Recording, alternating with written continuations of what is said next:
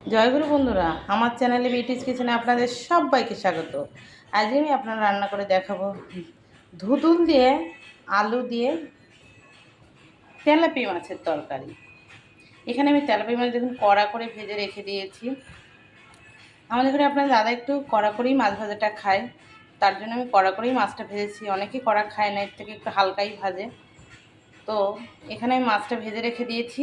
আর এই যে আমি আলু, ধুদুল আর কাঁচা লঙ্কা চিড়ে দিয়েছি। শুধু কাঁচা লঙ্কা দিয়ে এই তরকারিটা করব। আমি কেটে বেছে ধুয়ে রেখে দিয়েছি। কড়া বসিয়েছি, আমি তেল দিয়ে দেবো। সামান্য পরিমাণে তেল দিয়ে আলুটাকে একটু ভেজে নেব। তেল গরম হয়ে গেছে, আমি দিয়ে দেবো আলু। আলুতে একটু লবণ দিয়ে দেবো সামান্য পরিমাণে। আমি দিয়ে দেবো হলুদ। এবার একটু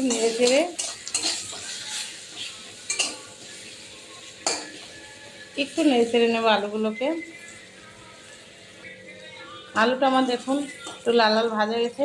আমি যে কেটে রাখা ধুলুটা আর কাঁচা লঙ্কা একসঙ্গে দিয়ে দেবো। দিয়ে আমি নেড়ে চেড়ে আমি লবণ হলুদ দিয়ে দেবো। আমি দিয়েছি লবণ, দিয়ে দেবো হলুদ। হলুদ বেশি দেওয়া লাগবে না, যেহেতু আলুতে দিয়েছিলাম। নেড়ে চেড়ে, যেহেতু ধুদুল তো ধুদুলের জলও বেরিয়ে যাবে, আমি দিয়ে দেবো জল। আমি জল দিয়ে দিচ্ছি।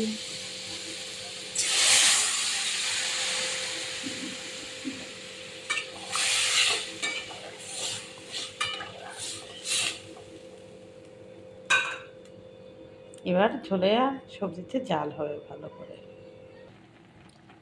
দেখুন আলু সিদ্ধ হয়ে গেছে।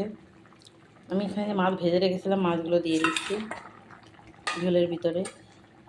এবার আমি নামিয়ে নেব, নামিয়ে ফোড়ন দেব।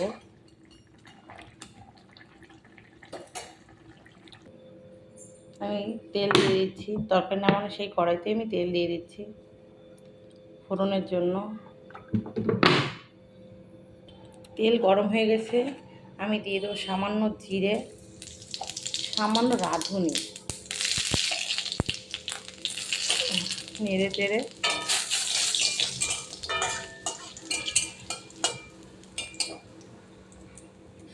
আমি তারপর তরকারি দিয়ে দেবো। এখন লাল হয়ে গেছে, এবার আমি তরকারি দিয়ে দেবো। তরকারি দিয়ে দিয়েছি। এবার একটু টকবগা ফুটবে, নেড়ে চেড়ে আমি লবণটা চেখে নামিয়ে নেব। তরকারি হয়ে গেছে, এবার আমি নামিয়ে নেব তরকারি। দেখুন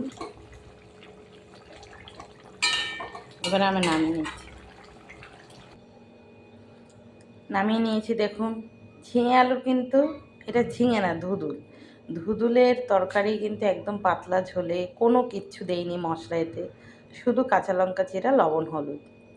এভাবে কিন্তু রাঁধুনি জিরে ফোড়ন দিয়ে ধুদুল আলুর তরকারি, যে কোনো মাছ দিয়ে, বাটা মাছ, যে কোনো মাছ দিয়ে তরকারি খেয়ে দেখবেন, ভীষণ ভালো লাগে খেতে।